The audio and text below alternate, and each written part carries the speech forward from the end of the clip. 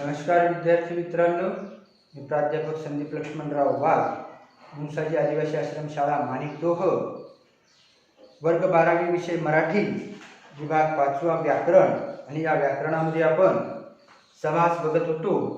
गेले मागचे 4-5 पिरियड आपण या समासावर किंवा समासाची माहिती बघण्यात घालवलेली आहे. आणि त्यानंतर आता शेवटच्या टप्प्यात आपण आलेलो आहोत. आणि या शेवटच्या टप्प्यामध्ये आज आपल्याला बहुव्रीही समास पाहायचा आहे. थोडक्यात आपण मागोवा जर घेतला तर सुरुवातीलाच आपण या ठिकाणी अव्ययी भाव समास म्हणजे समास म्हणजे काय हे पाहिलेलं आहे. थोडक्यात आपण त्याचा थोडासा मागोवा घेऊया किंवा सिंहावलोकन करूया. सिंहावलोकन करत असताना पाठीमागं जाऊन आपण त्याची थोडीशी माहिती घेऊया, जेणेकरून आपल्याला पुढचा भाग समजण्यासाठी सोपा जाईल. म्हणून जेव्हा सुरुवातीला आपण बघतो तर समास म्हणजे काय, तर दोन अशा प्रकारचे पद किंवा दोन अशा प्रकारचे जे शब्द असतात ते एकत्र केले जातात आणि ज्याच्यामध्ये अर्थाच्या दृष्टीने जास्त शब्द असतात, परंतु ती एक कला आहे की दोन शब्द एकत्र केले की त्याचा बनतो सामासिक शब्द.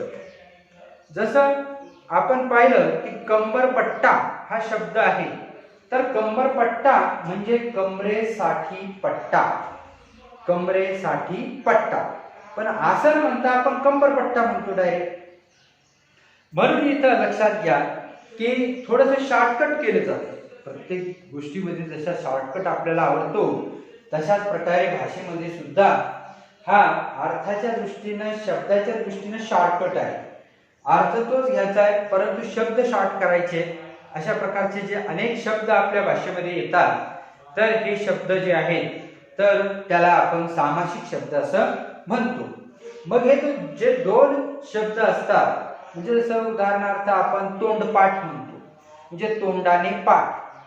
मग तोंड आणि पाठ हे दोन अशा प्रकारचे जे शब्द आहेत, त्यात एक पहिलं पद असतं, एक दुसरं पद असतं. मग हे दोन पद, पहिलं आणि दुसरं, मग ह्या दोन पदावरून या सामासिक शब्दाचे काही विभाग किंवा काही प्रकार पडतात. ज्यात आपण पाहतो की पहिला आहे अव्ययी भाव समास, दुसरा आहे तत्पुरुष समास, तिसरं आहे ज्याला आपण द्वंद्व समास म्हणतो, आणि चौथं आणि शेवटचं आहे जे आपल्या अभ्यासक्रमामध्ये आहे ते आहे बहुव्रीही समास. यामध्ये आणखी आपण थोडक्यात असं बघूया की जे अव्ययी भाव समास आहे त्याच्यात काही उपप्रकार नाही, पण तत्पुरुष समासामध्ये आपल्या अभ्यासक्रमासाठी म्हणून दिलेले 3 उपप्रकार आहेत, जे आपण पाठीमागच्या पिरियडमध्ये किंवा पाठीमागच्या तासामध्ये बघितले आहे. ज्यामध्ये आपण सुरुवातीलाच बघितलं होतं की विभक्तीनं म्हणजे विग्रह करत असताना, कारण सामासिक शब्दाचा प्रत्येक सामासिक शब्दाचा हा विग्रह होत असतो, जो आपण पाठीमागे बघितलेला आहे. जसं आता तुम्हाला सांगितलं तशा प्रकारे तोंडाने पाठ हा विग्रह आहे. तोंडपाठ या शब्दाचा तोंडाने पाठ हा विग्रह आहे. किंवा कंबरपट्टा, कमरेसाठी पट्टा हा सुद्धा त्या ठिकाणी विग्रह आहे.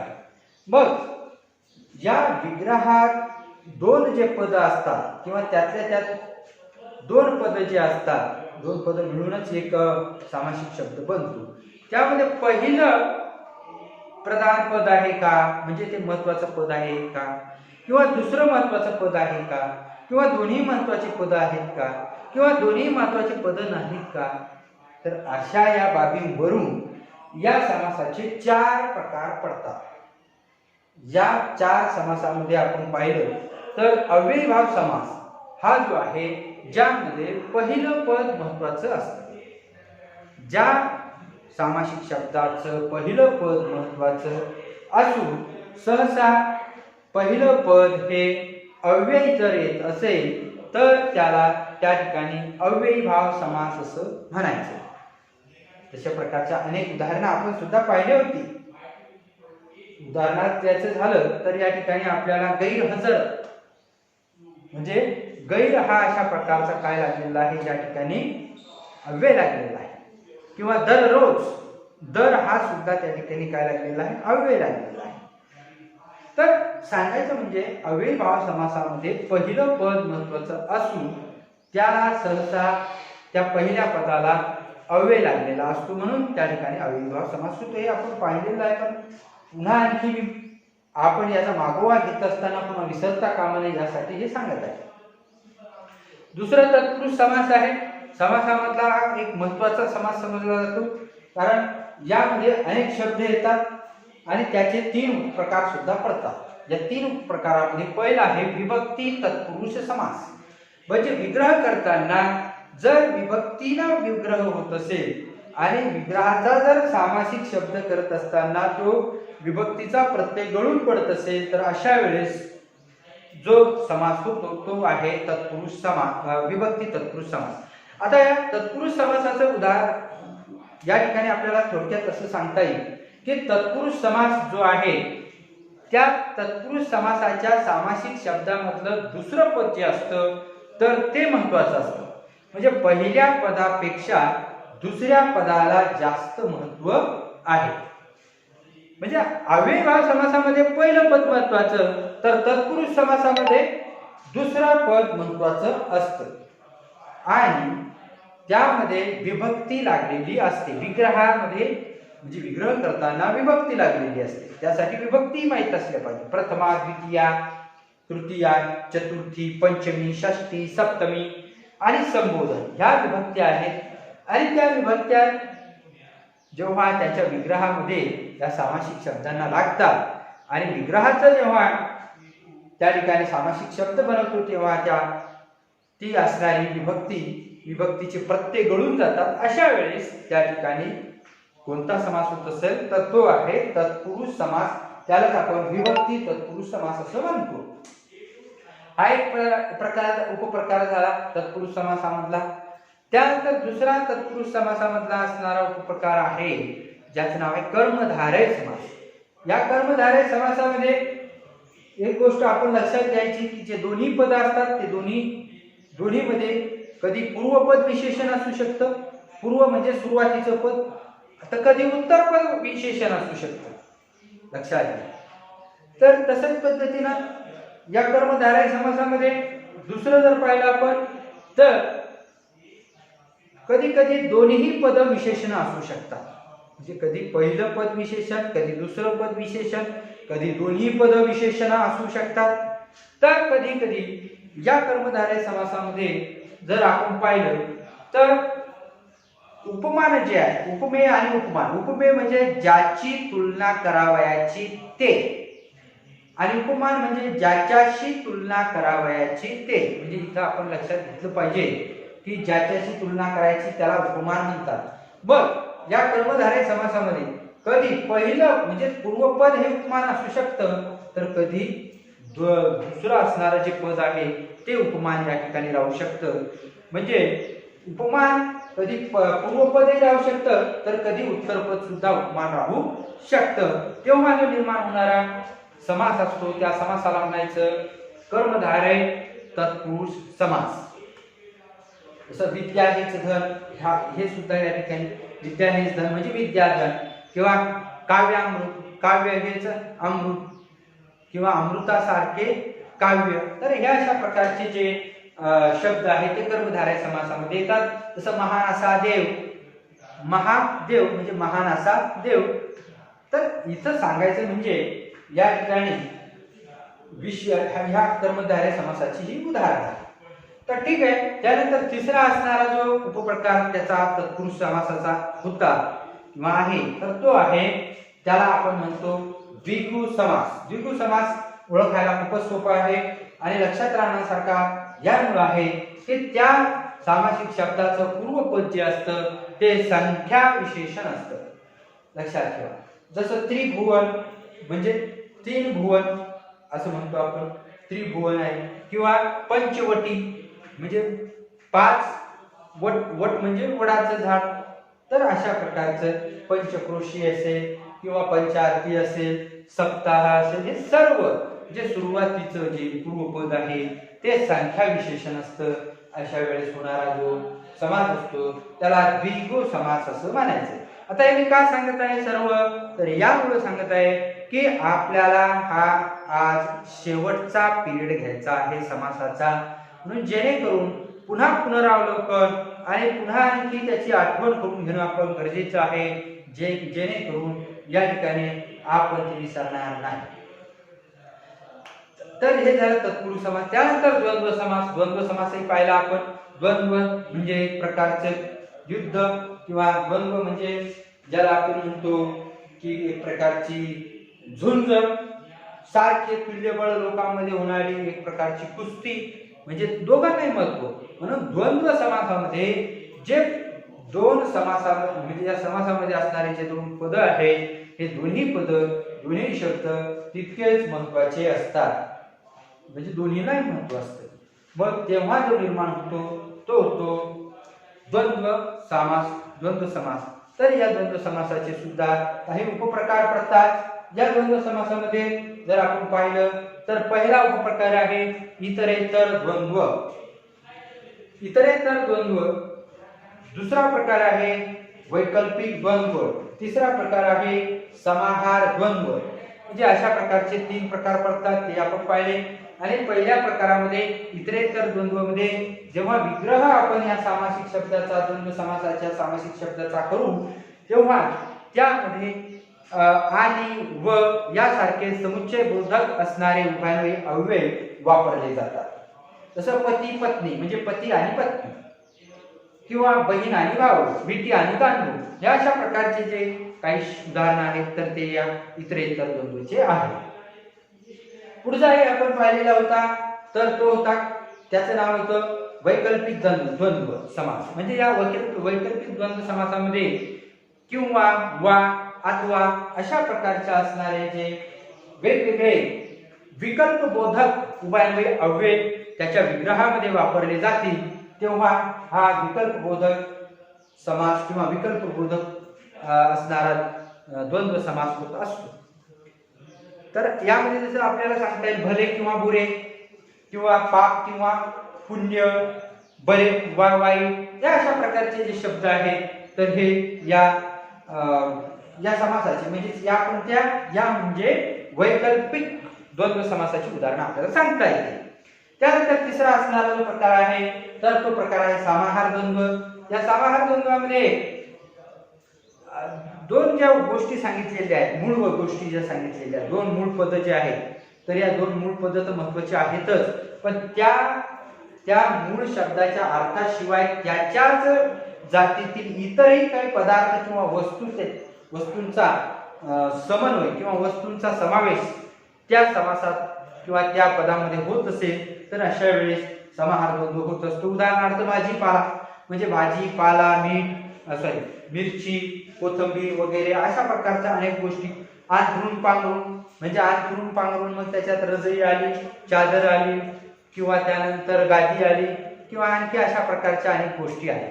तर सांगायचं म्हणजे त्यामध्ये जसं एखादा आपण म्हणतो की चहा पाणी घेतली, म्हणजे चहा पाणी, मग त्या चहा पाणीमध्ये काय होईल की चहा येईल, पाणी येईल, काही सुपारी येईल, सोप येईल, किंवा एखादा नाश्ता येईल, तर बिस्किट येतील. हे अशा प्रकारचे सांगायचं म्हणजे हे अशा प्रकारचे जे शब्द आहेत ते आहे समाहार द्वंद्व असणाऱ्या समासाची उदाहरण.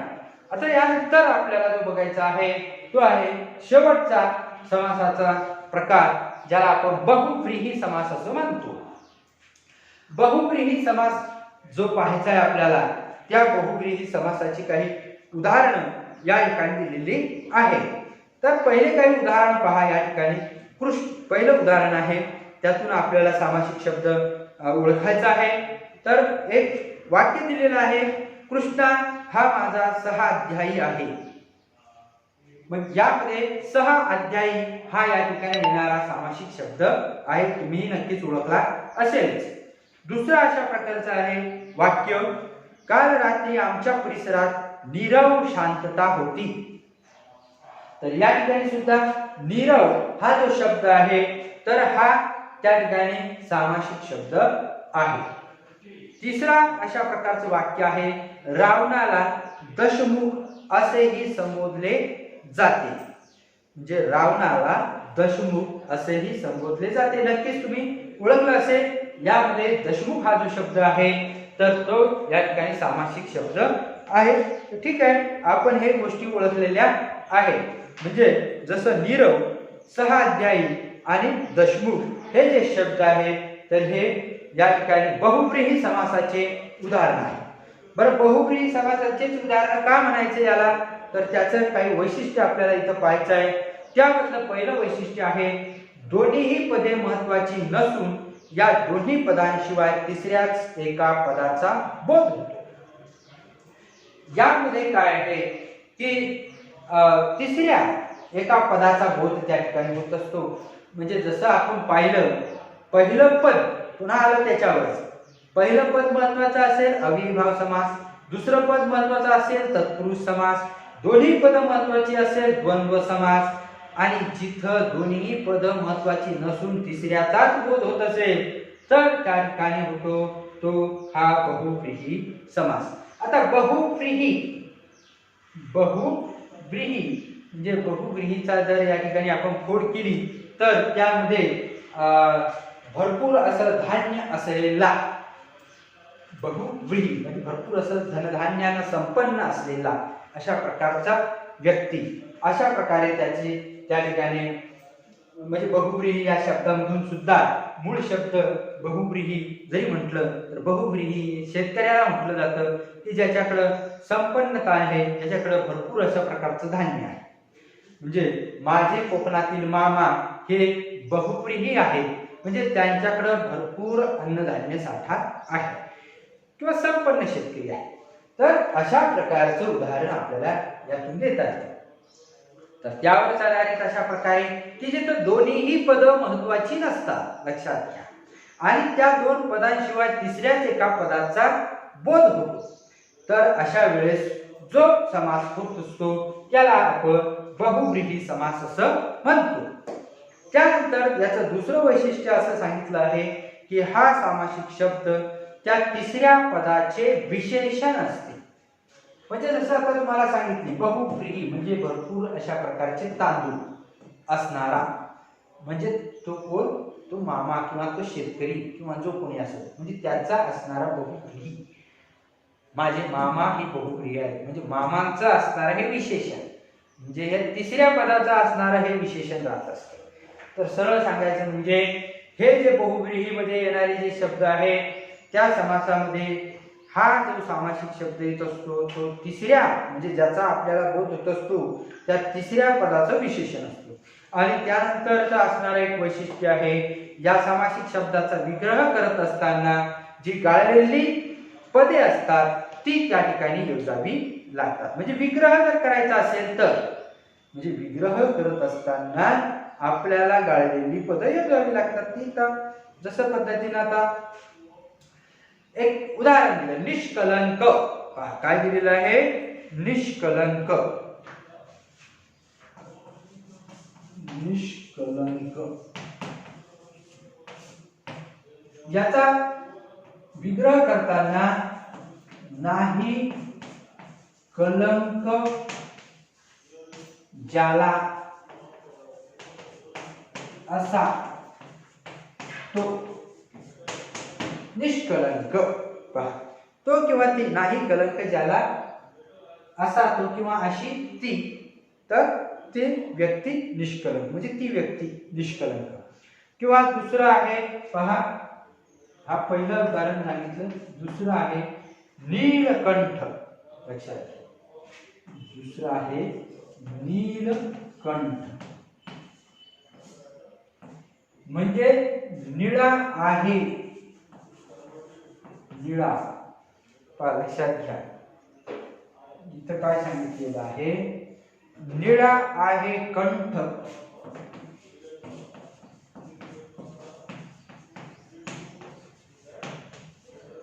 ज्याचा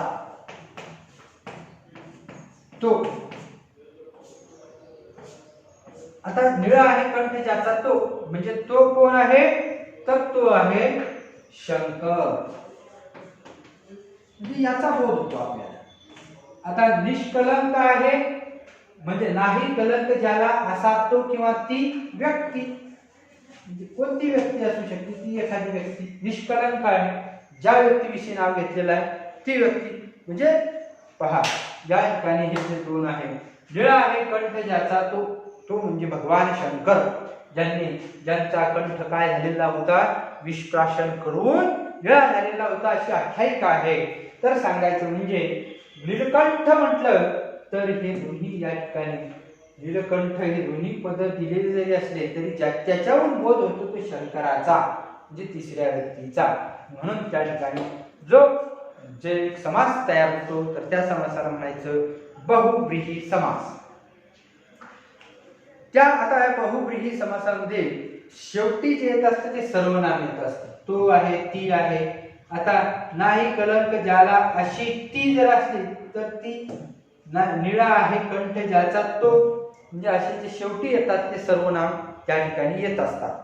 तर यानंतर आपल्याला या ठिकाणी अशा या बहुव्रीही समासाची एक चांगली व्याख्या अशी करता येईल की ज्या सामासिक शब्दातील दोन्ही पद महत्वाची नसून या दोन पदांशिवाय तिसऱ्याच एका पदाचा बोध होत असतो व दिलेला सामासिक शब्द त्या तिसऱ्या पदाचे विशेषण होत असते, तेव्हा बहुव्रीही समास त्या ठिकाणी होत असतो. आता आपण बघूया की बहुव्रीही समासाची काही तक्ता दिलेला आहे, काही उदाहरण दिलेली आहे, त्याचा विग्रह दिलेला आहे, ते आपल्याला तिथं लिहायचा आहे. पण थोडक्यात अजूनही आपण काही गोष्टी इथं सांगू शकतो त्या अशा, आणि नंतर आपण तक्त्याकडे वळूया. तर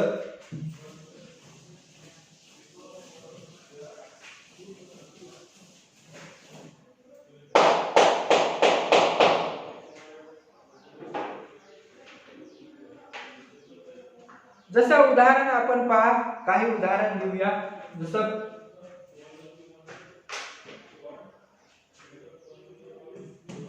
पीतांबर हा एक शब्द आहे. त्यानंतर लक्ष्मीकांत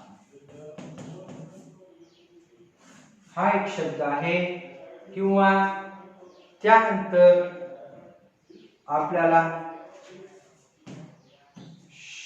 शरानन, आता इथं आलेला आहे समजा तो शब्द, पण पाहता येतो आपल्याला शरानन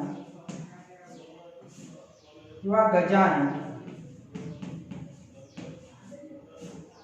अशा प्रकारचे काही शब्द या ठिकाणी येतात. किंवा आणखी आपल्याला जर पाहायचं झालं तर जसं आता इथं म्हटलेलं आहे दशमुख,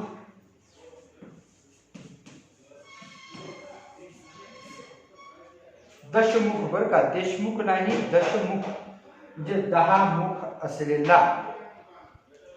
तर या पीतांबरचा जर विग्रह आपल्याला करायचा, मग काय, पीत म्हणजे पिवळे, पीत म्हणजे काय, पिवळे असे. अंबर म्हणजे काय, तर अंबर म्हणजे वस्त्र, लक्षात घ्या, म्हणजे पिवळे वस्त्र, पिवळे वस्त्र धारण केलेला तो. आता पिवळे वस्त्र धारण केलेला तो म्हणजे कोण, तर तो म्हणजे विष्णू. भगवान विष्णू जे आहेत त्यांना पीतांबर असं म्हणतात. म्हणजे समुद्र, जसं आपल्याला म्हणता येतं, समुद्राने आपली कन्या पीतांबराला दान केली. तर पीतांबर म्हणजे कोण मग, म्हणजे पीतांबर म्हणजे पिवळे वस्त्र, पिवळ्या वस्त्राला दान केली का, नाही. पीतांबर कुणाला म्हणतात, तर पीतांबर कुणाला म्हणतात, तर विष्णूंना म्हणतात. म्हणजे ते पिवळे वस्त्र धारण करतात, म्हणून त्यांचं नाव तशा प्रकारे तिसऱ्या व्यक्तीचा बोलतो. जसं लक्ष्मीकांत म्हणजे ज्यांची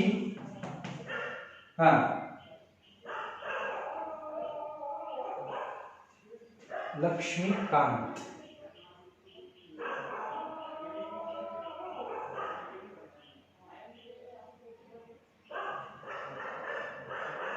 तर तर ठीक आहे, लक्ष्मीकांत हे नाही बघूया आपण, पुढे बघूया षडानन. षडानन म्हणजे षड म्हणजे षट म्हणजे सहा, सहा आनन म्हणजे तोंड, सहा आनन असलेला तो. मग तो कोण? तर तो ज्यांना आपण कार्तिकेय म्हणतो, कार्तिकेय किंवा कार्तिक स्वामी असं सुद्धा म्हणतात, त्यांना षडानन म्हटलं जातं. त्यानंतर गजानन म्हणजे गजाचे. आता गजाचे म्हणजे काय? हत्तीचे. आनन असलेला किंवा गजाचे आनंद धारण केलेला तो म्हणजेच कोण? गणपती किंवा गणेश. दशमुख, दशमुख किंवा दशानन ज्यांना म्हटलं जातं. मग दशमुख म्हणजे 10 मुख ज्याला आहे असा तो. 10 मुख ज्याला आहे असा तो म्हणजे कोण? रावण. अशा प्रकारची काही उदाहरणं आपल्याला या ठिकाणी पाहता येतील, की ज्या उदाहरणामधून आपण या ठिकाणी लक्षात घेऊ शकतो की या दोन्ही पदाशिवाय तिसऱ्याचाच बोध त्या ठिकाणी होतो. गजानन असेल, दशमुख असेल किंवा घन किंवा नीलकंठ असेल. आता नीलकंठ या ठिकाणी निळाकंठ ज्याचा आहे तो म्हणजे शंकर जसं म्हटलेलं होतं आपण. तर अशा प्रकारचे जे काही अनेक अशा प्रकारचे जे काही शब्द येतात ते सामासिक शब्द आहेत बहुव्रीही समासाचे. तर तुमच्या नक्कीच हे लक्षात आलेलं असेल. आता आणखी काही आपण दिलेल्या तथ्यामध्ये कशा प्रकारे काही विग्रह सुद्धा दिलेले आहेत. तर विग्रह दिलेले आहेत त्याचा सामासिक शब्द ओळखायचा आहे.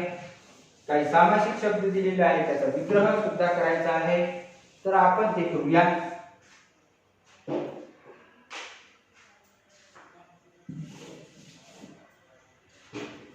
तर विग्रह आणि सामासिक शब्द, ज्यामध्ये पहिला विग्रह दिलेला आहे, निघून गेले आहेत प्राण ज्याचे असा तो. पहा, म्हणजे पहिला आहे निघून गेले आहेत प्राण ज्याचा. निघून गेले आहेत प्राण ज्याचे असा तो. म्हणजे तिथं आपल्याला या ठिकाणी कोणत्या प्रकारचा सामासिक शब्द तयार होतो ते लिहायचं आहे. दुसरं आहे पहा, इथं शब्द दिलेला आहे नीरस. आता या ठिकाणी जे नीरस दिलेला आहे त्याचा विग्रह मात्र इथं शब्द दिला आहे तो विग्रह आपल्याला करायचा आहे. तिसरा असणारा शब्द आहे, तर विग्रह दिलेला आहे प्रमाणासह आहे जेते. पहा, प्रमाणासह आहे जे ते. म्हणजे पुन्हा लक्षात येतं आपल्या की तो आहे, ते आहे, हे सर्व नामक त्या ठिकाणी घेतले जातात. तर प्रमाणासह आहे जे ते. आणि इथं आपल्याला तिसरा सामासिक शब्द ओळखायचा आहे. चौथा आहे गोपाल. गोपाल म्हणजे इथं सुद्धा आपल्याला गोपाल जे आहे तर त्यांचा विग्रह या ठिकाणी ओळखायचा आहे. त्यानंतर पाचवा अशा प्रकारचा असणारा विग्रह इथं दिलेला आहे, माशासारखे आहे डोळे जिचे अशी ती. पहा,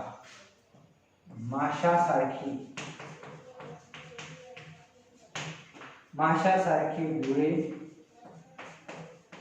आहे जिचे अशी ती. पुन्हा इथं ती जी आलेली आहे, तर हे काय आहे, तर हे सर्वनाम आहे. म्हणजे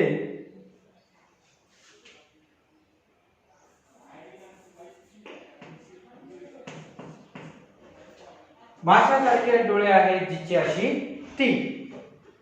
त्यानंतर 6वा आहे, तर ते आहे षडानन. तर हे आपण पाहिलेच होतं.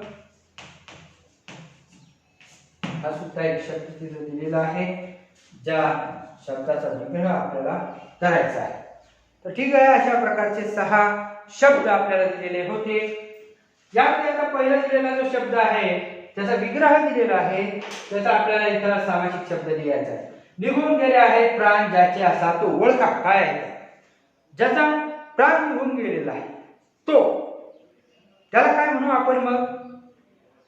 प्राण निघून गेलेला काय म्हणू? तर बरोबर आहे, त्याला म्हणूया निष्प्राण. पहा काय म्हणायचं त्याला, निष्प्राण.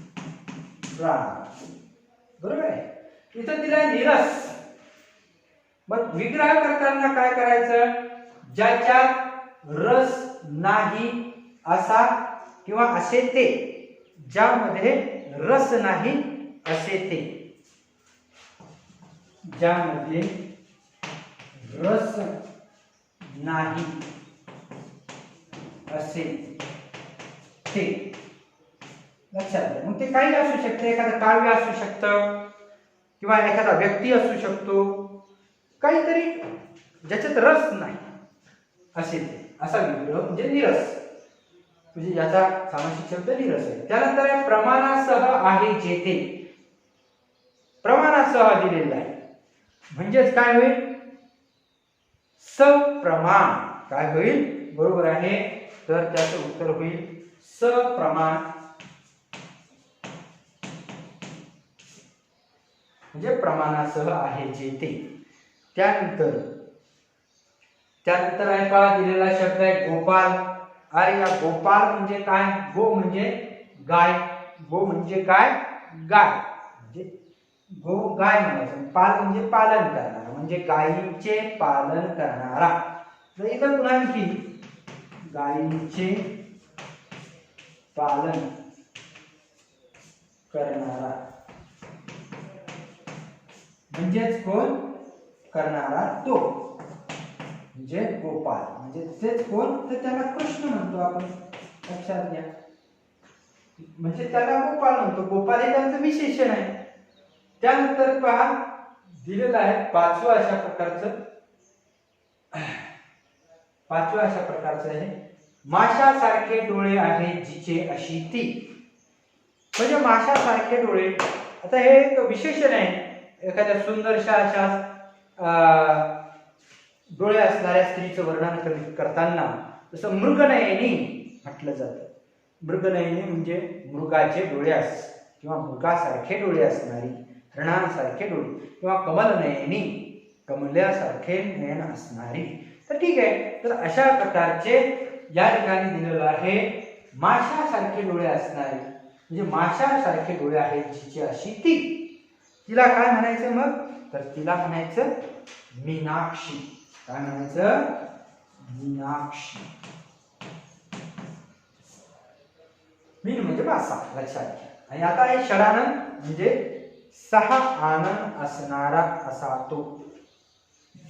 आनन म्हणजे पुन्हा सांगतो, आनन म्हणजे तो.